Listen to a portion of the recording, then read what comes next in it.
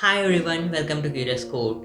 In this video, I will be sharing some tips and tricks with you guys which can help you to crack your MHT-CET examination with flying colors during your last few days. In this video, you might find some of the really uncommon tips which you won't see other people giving you because this video is basically about my personal experience.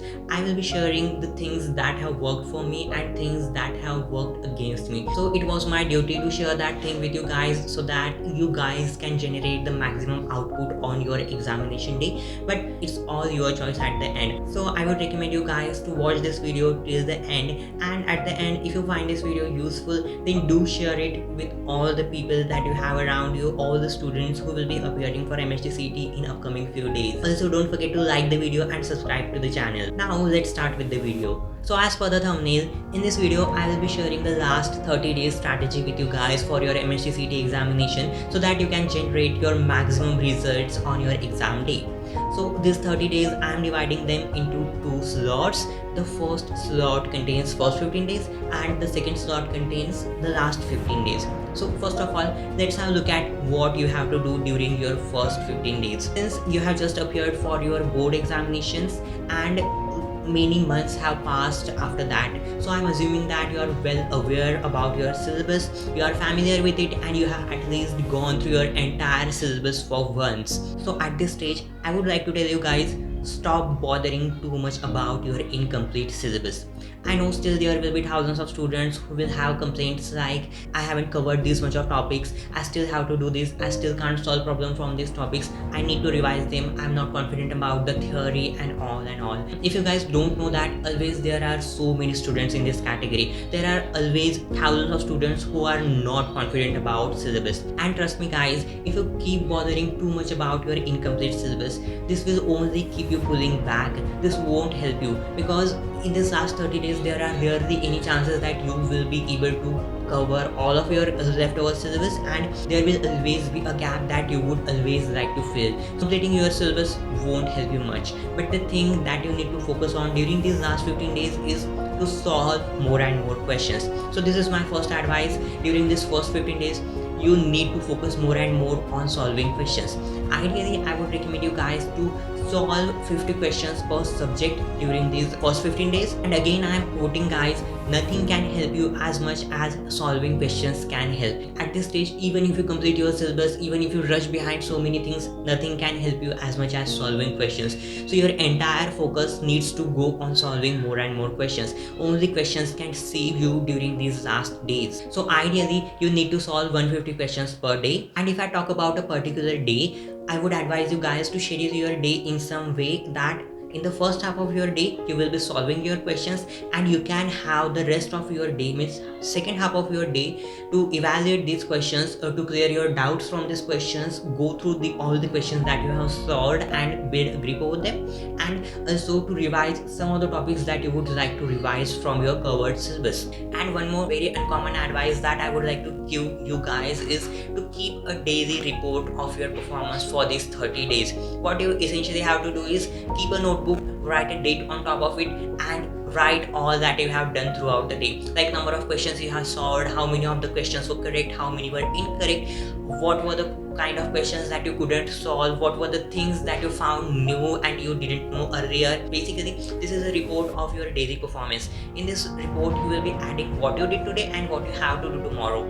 You can personalize it in your own way. It depends on you that how you want to write this report. I know this is a very uncommon advice. Most of the people won't be recommending you to make any such report, but I am recommending you guys to keep this report because this thing has worked extremely well for me. I still keep report of everything that I do, and I would suggest you guys to do it for your last 30 days. And if I have to talk about how this report helps you, then first of all, this report helps you to be more organized overall. Like you will have the track of your daily performance, where you are standing today and what are your goals tomorrow. So this report will help you to be more organized, to be consistent with your efforts, and to be clear about your goals.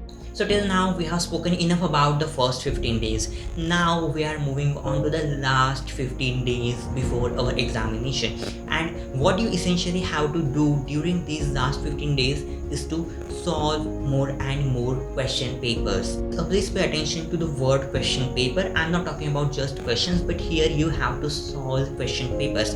Try to simulate exact exam environment, like limit yourself with the time, sit for exact 3 hours, take 30 minutes for each section and solve these two sections accordingly. Try to simulate as many things as you can for the day of your examination. During these last 15 days, I'm assuming that you have your admit card in your hand, and the most essential thing that you need to pay attention in your admit card is the time slot in which you have your examination, and utilize these last 15 days to program and train your body and your mind for your examination day.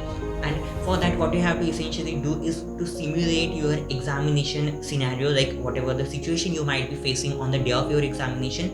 Try to simulate as many things as you can at your home and do it daily for at least 10 days. Means if you have access to your admit card before 15 days, do it for at least 15 days to train your mind and body and your complete environment to set in the mood of that examination, and that thing will help you enormously to get the maximum outputs on the day of your examination. To achieve that, I would recommend you to solve a question paper daily on the same time slot as if you have on your day of examination. Like if you have your exam in the morning slot, sit in that same slot for 3 hours, solve a question paper.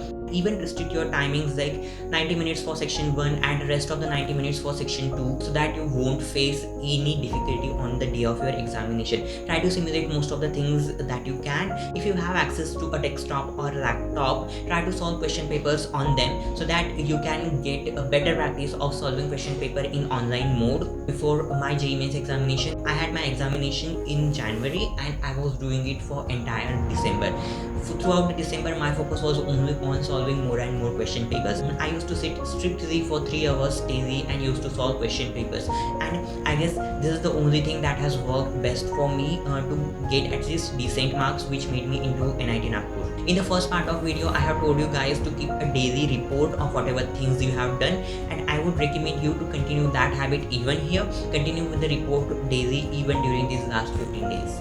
It's not only enough to solve question papers daily, but you need to focus on many other minute details. You also need to adjust your sleeping cycle and your eating cycle according to your exam slot. So consider if you have your exam in the morning slot, train your body to wake up a little bit early, like around 6 or 7. For the breakfast you will be having, the time at which tea you will be having, the time at which you will be visiting your examination hall, and then you can't have your lunch until you are done with your examination. And if you are having your examination in the afternoon slot, then train your body to wake up a little bit late, like at around 8 or 9, at which time you will be having your lunch, breakfast, tea. Just adjust everything, program your body, train your body for your examination completely.